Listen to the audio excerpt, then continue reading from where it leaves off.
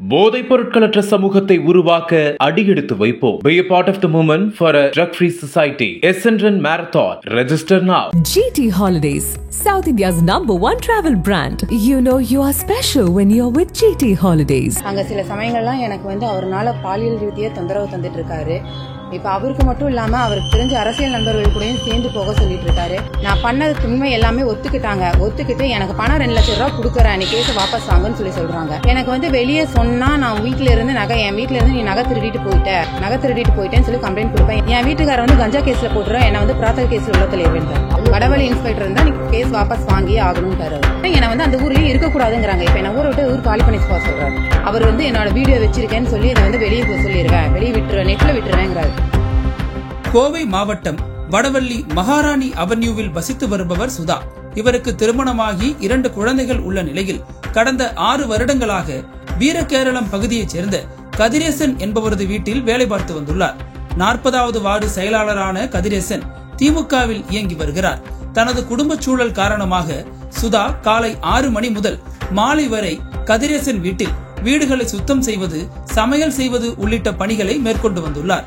இதனிடையே கடந்த 2.5 வருடங்களாக கதிரேசன் தனக்கு பாலியல் ரீதியான தொந்தரவுகளை கொடுத்து வந்ததாக கண்ணீருடன் தெரிவித்திருப்பது தற்போது அரசியல் அரங்கில் அதிர்வலைகளை ஏற்படுத்தியுள்ளது. இது குறித்து யாரிடமாவது சொன்னால் குடும்பத்தையே கொலை செய்து விடுவேன் என கதிரேசன் மிரட்டியதாகவும் அவர் கூறியுள்ளார்.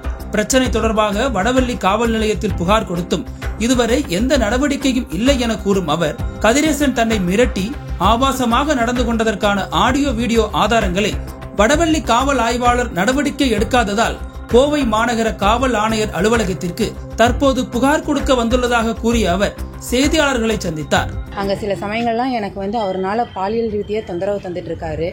இப்போ அவருக்கு மட்டும் இல்லாமல் அவருக்கு தெரிஞ்ச அரசியல் நண்பர்கள் கூடயும் சேர்ந்து போக சொல்லிட்டு இருக்காரு.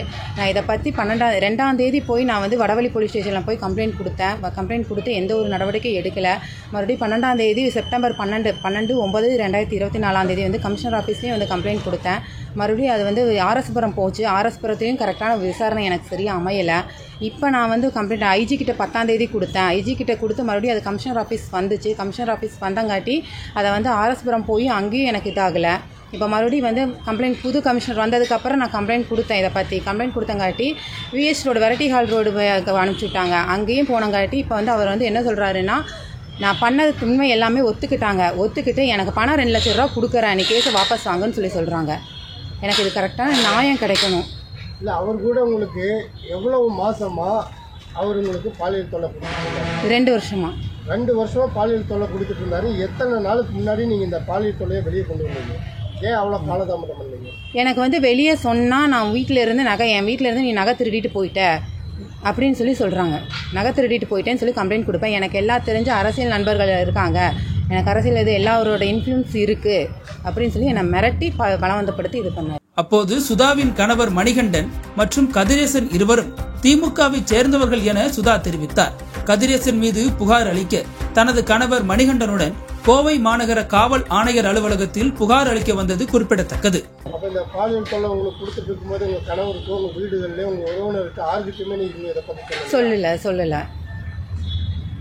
ஏன்னா சொன்னா எனக்கு கொலை மிரட்டல் இது இருக்கு. சரி, ஏற்கனவே கமிஷனர் ஆஃபீஸ்ல கம்ப்ளைண்ட் கொடுத்துட்டு போனீங்களா? அதுக்கப்புறம் அவர் கூட ராஜசேகர்னு சொல்லிட்டு வீடியோ போட்டுருந்தீங்க. ராஜசேகர்னு சொல்லிட்டு அவருக்கு இதுக்கு பிரச்சனை சமரசமாயிட்டுன்னு சொல்லி ஒரு பேட்டிலாம் கொடுத்துருந்தீங்க. அவங்க எனக்கு கொடுத்ததே என்னை மிரட்டி தான். அங்கே போலீஸ் ஸ்டேஷனில் நான் கொடுத்தது செப்டம்பர் 12ஆம் தேதி இங்கே இதே கமிஷனர் ஆஃபீஸில் வச்சு நான் கொடுத்தேன்.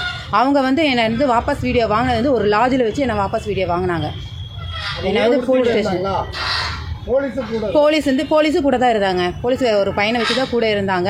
என்னை மிரட்டி தான் வாபஸ் இதை பற்றி என்ன ஆச்சு, கம்ப்ளைண்ட் நான் கொடுத்த கம்ப்ளைண்ட் பற்றி என்ன ஆச்சுன்னு சொல்லி நான் போய் கேட்கும்போது தான் நீ வாபஸ் பெறணும், எஃப்ஐஆர் போட முடியாதுன்ட்டாங்க. அவங்க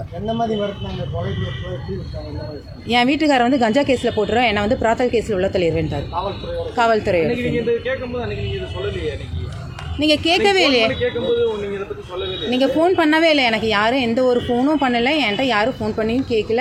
நேரடியாக இருக்கும்போதும் கூட ஒரு விசாரணை எனக்கு வரல. அங்கே நேரடியாக நான் வாபஸ் பெற்றப்போதும் கூட ஏன் இதை வாபஸ் பெறுறீங்க அப்படின்னு தான் சொல்லி கேட்டாங்களே தவிர்த்து அந்த வாபஸ் பெற்றது நான் பாலியல் இதுன்னே நான் சொல்லலை. பாலியல் எந்தெந்த காவல் நிலையத்தில் காவலர்கள் உங்களுக்கு மிரட்டல்? எனக்கு வடவழி இன்ஸ்பெக்டர் மட்டும் தான் வந்துச்சு. வடவழி இன்ஸ்பெக்டர் இருந்தால் நீ கேஸ் வாபஸ் வாங்கியே ஆகணும்ட்டார் அவர். நீ கேஸ் வாபஸ் வாங்கணும், நீ எப்படி காவல்துறை வடவழி காவல்துறைன்னு சொல்ல சார், நான் உங்கள் பேரே நான் சொல்லலை சார் அப்படின்னா, வடவழி காவல்துறைன்னா நான் தானே, எப்படி நீ என்ன இது சொல்லலாம் அப்படின்னு சொல்லி. இன்ஸ்பெக்டர் தாங்க, இன்ஸ்பெக்டர் தான்.